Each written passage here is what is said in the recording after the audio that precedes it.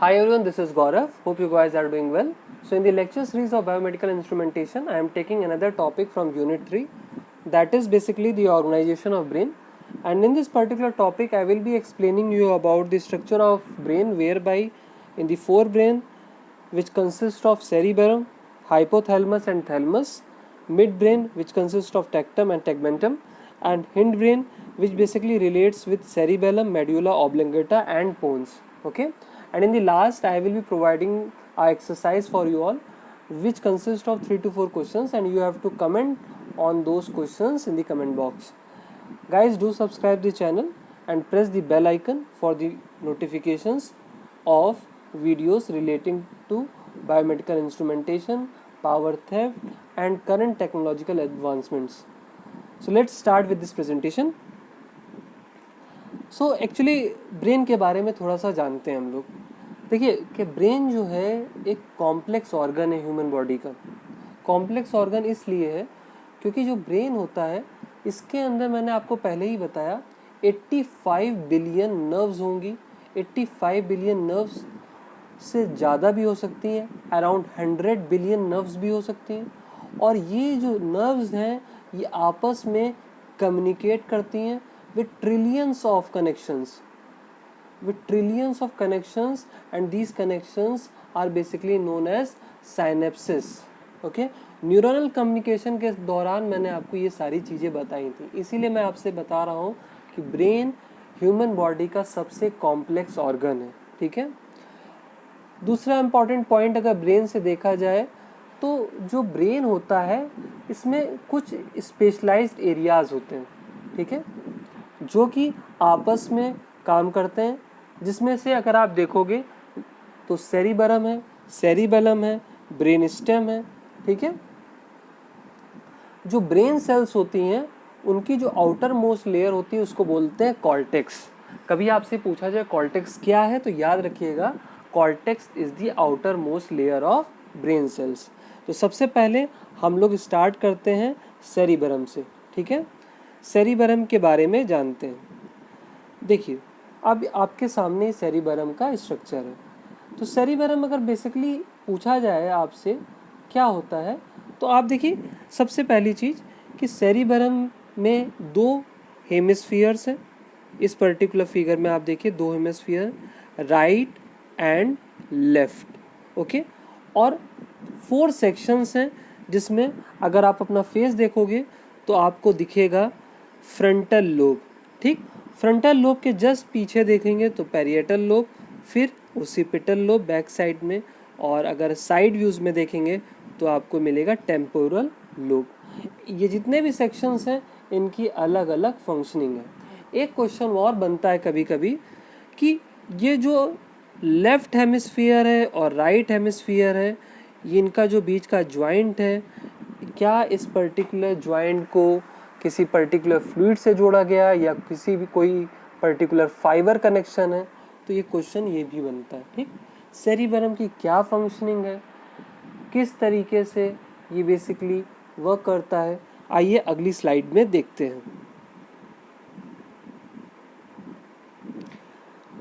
सेरिबरम सबसे important point, पहला question अगर पूछा जाए आपसे कि which is the largest part of the brain, तो आपको आंसर देना है सेरिबरम. तो cerebrum is the largest part of the brain.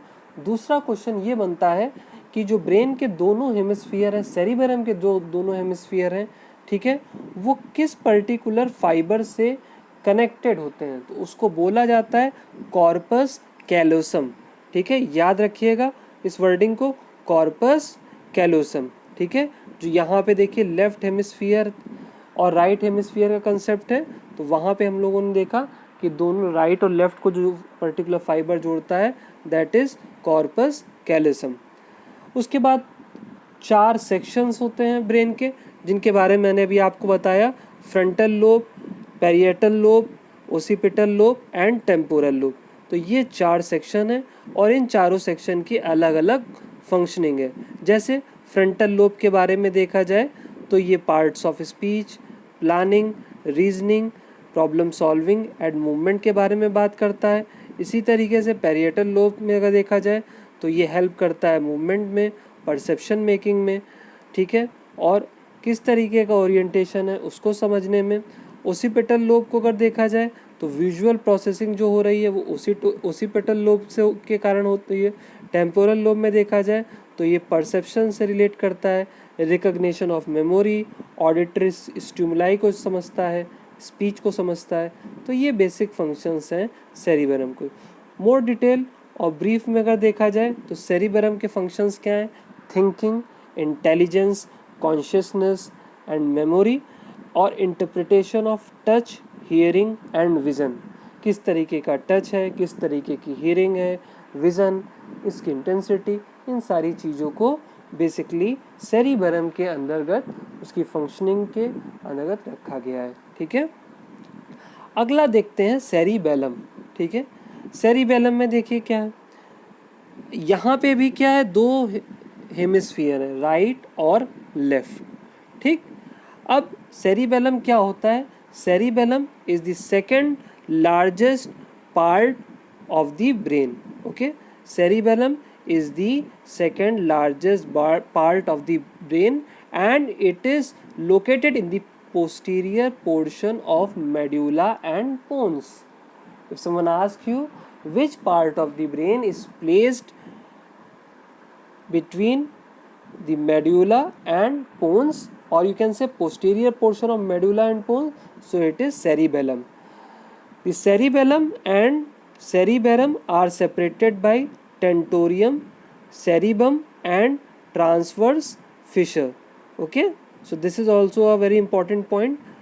Cortex is the outer surface of the cerebellum and it is parallel ridges are called as foila, okay, are called as foila. The cerebellum consists of two hemispheres, as I told you, the outer gray cortex and the inner white medulla. So two hemispheres are there and they are known as outer gray cortex and the inner white medulla. Let's see the functioning of cerebellum and how it is responsible. So cerebellum is basically responsible for coordinating, okay, for coordinating, maintaining body balance. जो coordination है, body balance है, जैसे body balance में अगर आप देखोगे walking करते समय, रनिंग करते समय, स्विमिंग करते समय जो प्रिसीशन कंट्रोल होता है वॉलेंट्री मूवमेंट्स का, वो सब फंक्शनिंग में आता है सेरिबेलम के अंदर, ठीक है। तो ब्रीफिंग में जरा देख लेते हैं सेरिबेलम के बारे में। तो it basically senses the equilibrium, transfers information, coordinates eye movement, enables perception control of voluntary body movements, अभी पहले समझाया है, predicts the future position of the body during a particular movement. आइए देखते हैं ब्रेन स्टेम के बारे में जानते हैं, ठीक है। ब्रेन स्टेम होता क्या है, इसका बहुत इंपॉर्टेंट है। तो सबसे पहले एक चीज़ समझिए, जो ब्रेन स्टेम है it is basically between the spinal cord and rest of the brain. Basic functions like breathing, sleeping are controlled over here. तो ब्रेन स्टेम का बेसिक फंक्शन ये है, ठीक है। इसमें अगर आप देखोगे तो spinal cord, medulla oblongata, pons, ये और सेरिबेलम, ये बेसिकली अगर ब्रेन स्टेम के ही पार्ट है। So brain stem controls the flow of message between the brain and rest of the body and it also controls the basic body functions such as breathing, ठीक है, सांस लेना, सॉलोइंग हो गया, हार्ट रेट हो गया, ब्लड प्रेशर हो गया, कॉन्शियसनेस हो गया, या ह्यूमन बीइंग है तो अवेक है या स्लीपी है, ये सारी चीज़ें बेसिकली हमारी रिलेट करती हैं ब्रेन स्टेम से। और brain stem consist of midbrain, pons and medulla oblongata. Hypothalamus क्या होता है, ठीक है। हाइपोथैलेमस के बारे में अगर देखेंगे तो कुछ पॉइंट्स ले लेते हैं। Hypothalamus is a small and essential part of the brain, ठीक है।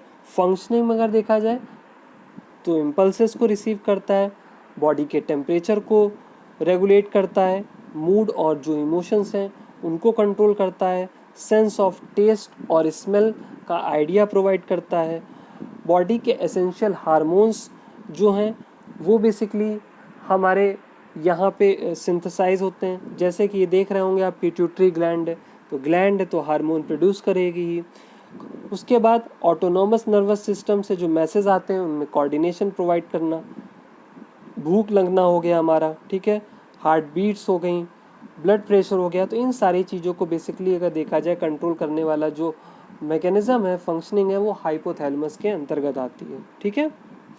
इसी तरीके से पिट्यूटरी ग्लैंड के साथ एक एक्सिस फॉर्मेशन करता है और एक प्रोवाइड करता है मेन लिंक जो कि नर्वस और इंडोक्राइन सिस्टम को जोड़े, ठीक है।